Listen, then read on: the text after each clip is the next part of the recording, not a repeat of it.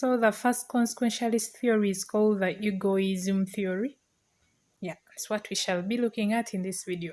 Egoism is one of the oldest philosophical ideas, and it was already well known and discussed by ancient Greek philosopher such as Plato. In the last 3 centuries, it has been quite influential in modern economics, particularly in relation to Adam Smith ideas about the design of liberalist economics. Egoism theory can be defined as follows. Egoism is the normative theory whereby people ought to act exclusively in their self interest. It says that we all do things according to our own interest. Everything that we do, like we consider our interest, is it going to benefit me? Like, how do I benefit? How does it concern me? Things like that. It's called the egoism theory. We do things according to our self interest. Yeah, and it's normal and it's natural because sometimes when someone is good to you out of the blue, you start to wonder, what do they want from me? Why are they being so nice? Yeah, because we always act with intentions. We always act according to our self-interest, and that is the egoism theory, that people ought to act exclusively in their self-interest. Thus, the moral principle of ethical egoism suggests that an act is ethical when it promotes the individual's long-term interest. If you do things according to your own interest, it's considered ethical. If something is going to benefit you in the long run, in the future, it is considered moral.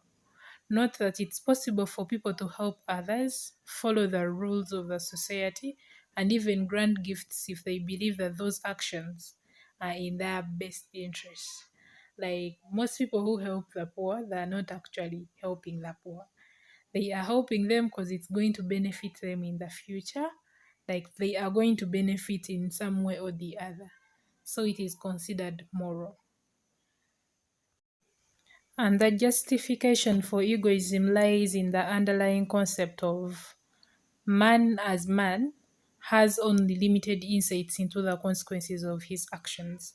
The only suitable strategy to achieve a good life is to pursue his own desires or interests.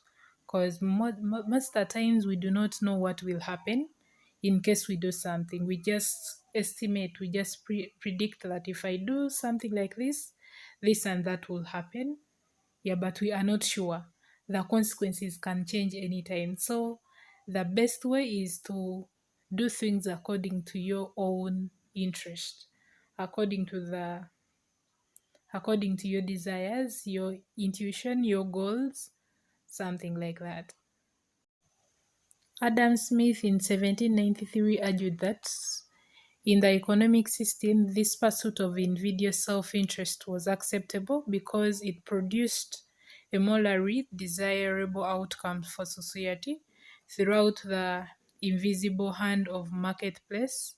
Thus, a moral outcome as the end product of the system is based on the free competition and good information. So Adam Smith looked at things in the economic way.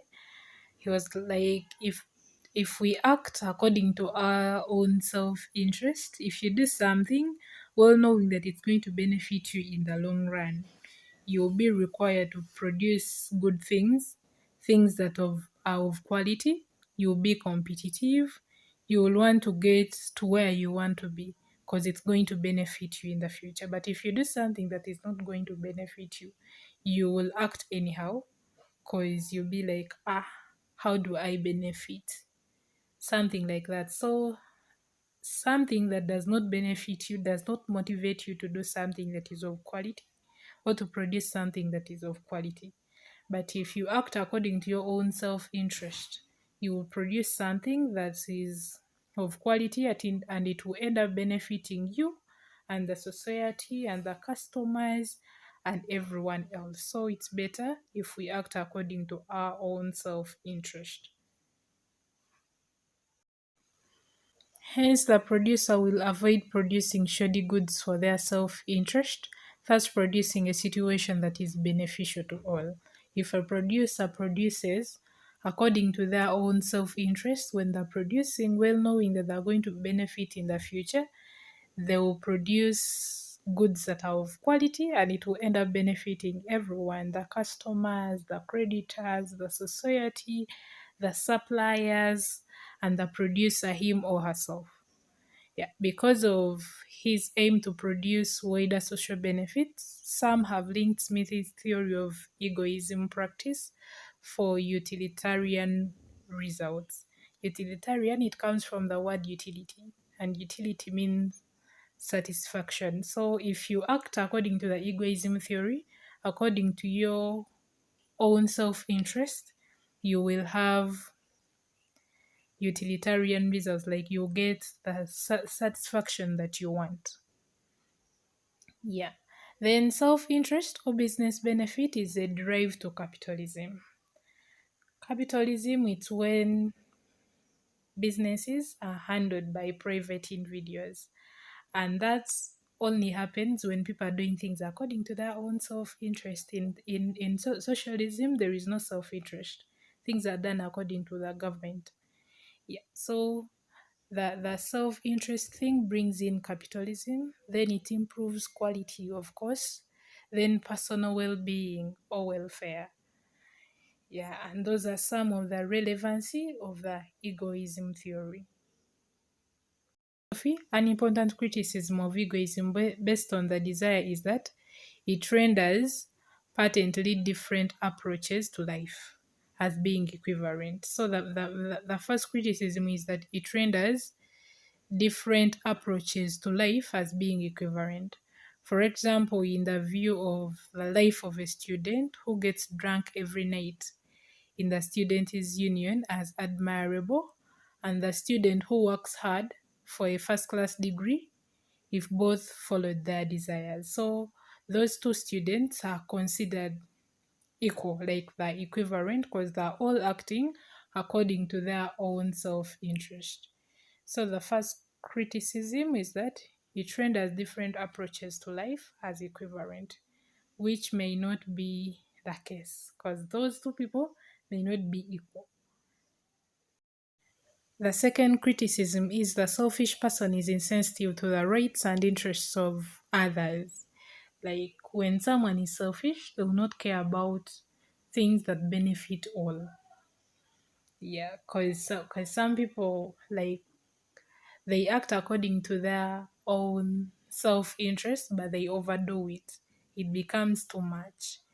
Yeah, when they don't even wish for others good, something like that. So it can come with selfishness. The egoism theory of acting according to your own self-interest can come with selfishness. When you overdo it, it becomes bad, it becomes evil. Yeah. Another criticism is that business is meant to satisfy both the buyer and the seller. Yeah, so in business, you're supposed to act according to the interest of the buyer and then the interests of the seller, not only self-interest, but even the interests of others. Yeah. So that has been the egoism theory. Yeah, it was mainly stressed by Adam Smith. Yeah, he's the main actor in this thing. Thanks for watching. Don't forget to subscribe, like, comment, share with your friends, and watch my next video. We shall be talking about another theory.